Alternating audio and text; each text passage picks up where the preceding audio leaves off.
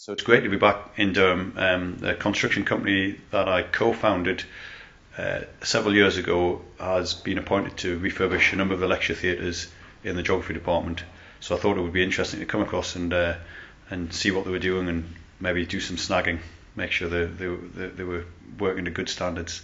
I was a student down at Hillbead, started off as a physical geographer in the geography department, and then became more interested in the human, political, economic side of things. Undergraduate 91 to 94, I recall doing my undergraduate dissertation on the geography of student accommodation, and that dissertation proved fundamental in me setting up my business, which is why I always think it's quite relevant. Good memories of the geography department, great times, very happy times, very interesting, great, always very glad I did a geography degree. I think it was interesting and relevant enough for me to gain experience to go on into business and into professions, but equally it was the subject area was broad enough for me to remain open-minded. So I often have this discussion with peers and colleagues who maybe did more vocational degrees, which prepared them for professional life. And I often think that my time studying geography at Durham prepared me very well, because I didn't just learn some skills, but it kept I think it opened my mind as well to what was geography all around the world really. So that dissertation doubled up as a business plan, and I took it to Northern Rock in the day.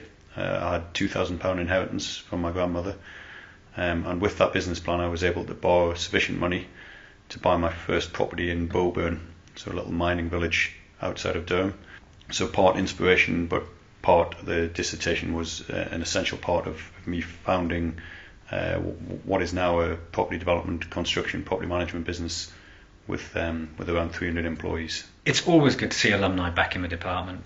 There's about 7,000 alumni from the department over its entire history, and it's always great having a variety of them come through a building and hear absolutely amazing stories of what they've done.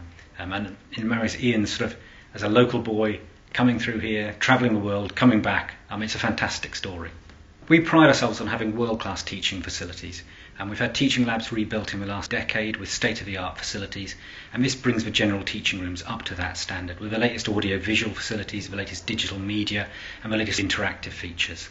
I think the stories of how far graduates from this department have travelled, both literally and in career terms, are always interesting. Lots of our students go to workshops where alumni present, and it's quite clear they take a lot of inspiration about the width, the breadth, the diversity of careers that are possible for them.